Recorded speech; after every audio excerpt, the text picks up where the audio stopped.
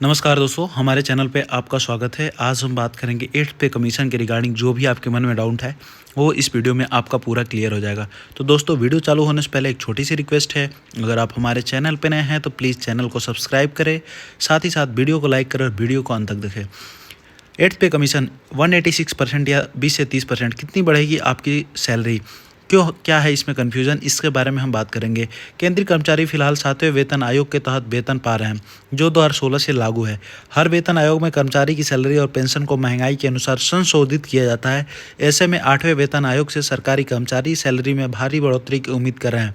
आइए जानते हैं कि 8वें वेतन आयोग लागू होने के बाद कर्मचारियों की सैलरी कितनी बढ़ सकती है। केंद्र सरकार ने पिछले महीने 8वें वेतन आयोग को मंजूरी देने का ऐलान किया था। तभी से अटकलें लगाई जा रही हैं कि 8वें वेतन आयोग में फिटमेंट फैक्टर क्या होगा और केंद्रीय कर्मचारियों की सैलरी कितना इजाफा होगा। कुछ एक्सपर्ट का कहना है कि न्यूनतम मूल वेतन में 108 या 186% तक वृद्धि हो सकती है। वहीं पूर्व वित्त सचिव सुभाष चंद्र गर्ग ने एक इंटरव्यू में दावा किया कि यह बढ़ोतरी 20 से 30% अधिकतम 30% तक सीमित रहेगी। इससे देश के 1 करोड़ से अधिक केंद्रीय कर्मचारी और पेंशन भोगी उलझन में पड़ गए कि आखिरकार सैलरी में कुल कितना इजाफा होगा। आइए समझते हैं कि असल में सैलरी कितनी बढ़ती है। तो आगे हम चलते हैं दोस्तों, इसमें समझेंगे आपकी सैलरी कैसे और कितनी बढ़ सकती है। क्या है 8th पे कमीशन? केंद्रीय कर्मचारियों ने फिलहाल 7th आयोग के तहत वेतन पा रहे हैं, जो 2016 से लागू हुआ था। जो भी अभी आप 7th पे कमीशन के अनुसार आप अपना वेतन उठा रहे हैं। हर वेतन आयोग में कर्मचारियों की सैलरी और पेंशन को महंगाई के अनुसार संशोधित किया जाता है। ऐसे में 8वें वेतन आयोग से सरकारी कर्मचारी सैलरी में भारी बढ़ोतरी की उम्मीद कर रहे हैं। पूर्व वित्त सचिव सुभाष गर्ग ने एक इंटरव्यू में बताया कि सरकार 8वें वेतन आयोग में 1.92 से 2.08 के बीच फिटमेंट फैक्टर को मंजूरी दे सकती है।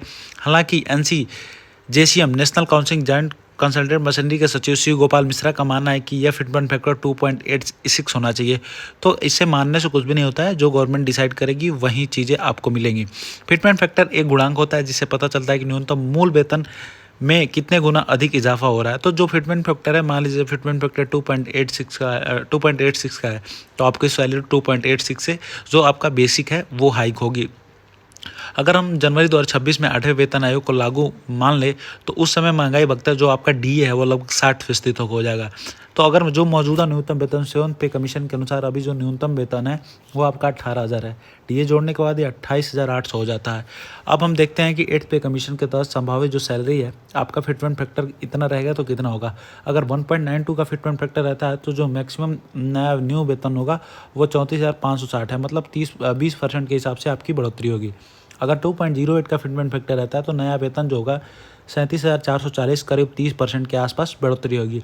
अगर फिटमेंट फैक्टर आपका 2.86 रहता है तो आपका सैलरी जो है 51,480 के आसपास है, जो कि 80% बढ़ने की संभावना है। तो ये बिल्कुल नहीं होता दिख रहा है। आप 30% तक एक्सपेक्ट कर सकते हो कि 30% तक आपकी सैलरी बढ़ सकती है, लेकिन अगर आप 80% का हाइक देख रहे हो तो मतलब ये जायज़ नहीं है, किसी भी एंगल से जायज़ नहीं है। गवर्नमेंट भी इतना आपको 80% के हिसाब से अगर अपना सैलरी बढ़ाती है तो उसके वित्तीय कोष पे बहुत ज़्यादा इसका इफेक्ट पड़ेगा। तो इतनी की उम्मीद मत करें। 30 से 40, 20 से 40 के बीच की आप उम्मीद कर सकते हो, उससे ऊपर उम्मीद करना बेवकूफ़ी है। बाकी जो गवर्नमेंट इम्प्लीमेंट करेगी उसके हिसाब से हमको सैलरी मिलेगी। अगर डीए को अलग कर दे तो बेसिक सैलरी में कितना इजाफा होगा। 1.92 का फिटमेंट फैक्टर अगर रहेगा तो 92% के आसपास। अगर डीए को अलग करके, मतलब 18 जब बेसिक है तो अभी 60% डीए अलग हम कर रहे हैं, जो 28,800 के आसपास था, डीए अलग करेंगे तो 1.92 का होगा, तो 92% का होगा। 2.08 फिटमेंट फैक्टर होगा तो 108% का होगा। इसका मतलब ये है कि 8वें वेतन आयोग लागू होने के बाद सैलरी में 20 से 30% बढ़ोतरी होने की संभावना है। हालांकि यह सरकार और देश की आर्थिक सेहत पर भी काफ़ी ज़्यादा निर्भर करेगा। उसी हिसाब से न्यूनतम सैलरी में कम या अधिक बढ़ोतरी हो सकती है।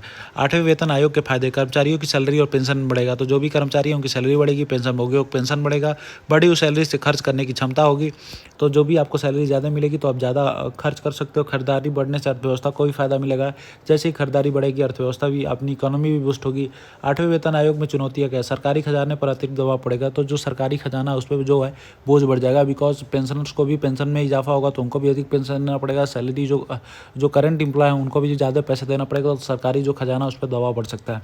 सैलरी बढ़ने से महंगाई पर असर पड़ सकती है, तो जैसे ही आपकी सैलरी बढ़ेगी तो महंगाई भी बढ़ती हुई दिख सकती है। बिकॉज जैसे गवर्नमेंट एम्प्लॉय की सैलरी बढ़ती है, महंगाई उसी हिसाब से बढ़ती है। निजी क्षेत्र में सैलरी अंतर बढ़ सकता है। तो जो प्राइवेट कंपनी और गवर्नमेंट कंपनियाँ हैं, गवर्नमेंट सेक्टर है, प्राइवेट सेक्टर, गवर्नमेंट सेक्टर, उसमें जो है सैलरी का अंतर बढ़ सकता है। तो ये सारी चीज़ें चुनौतियाँ आने वाली हैं 8th पे कमीशन लागू होने के बाद। तो देखते हैं गवर्नमेंट फिटमेंट फैक्टर क्या रखती है, क्या न्यूज़ निकल के आता है।